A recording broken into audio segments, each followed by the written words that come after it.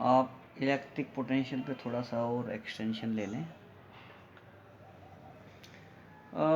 जैसे वाटर है, ये लेवल हाई है, इसमें वाटर है, ये लेवल लो है, ये हाइट पे है, तो water always flow from higher level to lower level. Heat है, यहाँ पे टेम्परेचर T1 है, यहाँ पे टेम्परेचर T2 है, ये टेम्परेचर ज़्यादा है तो हीट जो है Q is heat flows from higher temperature to lower temperature, water higher to lower. Similarly एक ऑब्जेक्ट ये है, दूसरा ऑब्जेक्ट ये है, इस पे चार्ज कम है और इस पे चार्ज ज़्यादा है, लेकिन जिस पे चार्ज कम है उसका पोटेंशियल हाई है V1 और ये V2, high potential, high potential. तो charge always flows from high potential to low potential, this is low potential. तो electric potential is a condition which tells about charge from which side to which side, which body to which body flows.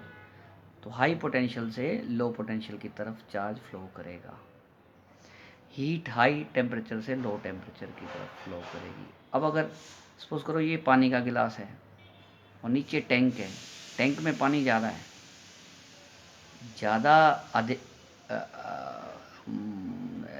Quantity of water पे depend नहीं करता, height of water पे depend करता, always flows from higher level to lower level. This is so simple.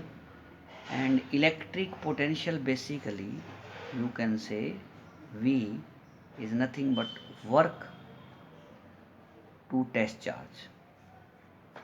हमने आपको बताया था, suppose करो ये चार्ज है और आपके इसके फील्ड में आप किसी पॉइंट पे, ये P पॉइंट है, यहाँ पे आप टेस्ट चार्ज को लेके आते हैं इन्फिनिटी से, यहाँ रख देते हैं। तो जितना आपको वर्क करना पड़ा to bring this test charge, this is called potential. Potential of this charge, ये बड़े वाला चार्ज है, at this point. So suppose करो आपका 1 कूलम चार्ज है और ये पॉइंट P है, ये डिस्टेंस सपोज करो 1 मीटर है, और आप टेस्ट चार्ज यूनिट होता है, पॉजिटिव होता है, स्मॉल होता है, उसको आप इन्फिनिटी से यहाँ तक जो वर्क करोगे, वो that work to bring this charge to this point and to bring this charge at this point, and work done by test charge is given by potential of this charge at this point। it's so simple।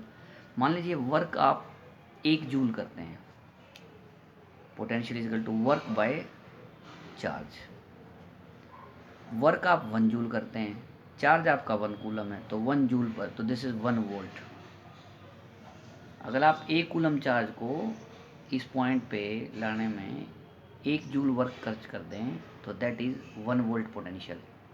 बड़ी interesting बात ये है, जैसे हमने बताया ये positive charge है और टेस्ट चार्ज भी पॉजिटिव होता है। मान लो ये नेगेटिव होता तो अट्रैक्शन होता है, इसका अट्रैक्ट करता, तो फिर आपका वर्क डन क्या आता, नेगेटिव।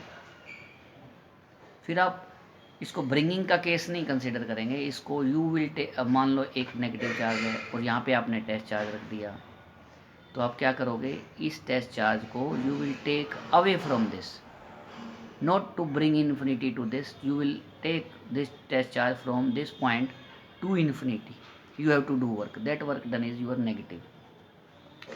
तो जब अट्रैक्शन है तो वर्क नेगेटिव है, जब रिपल्सन है तो पॉजिटिव है।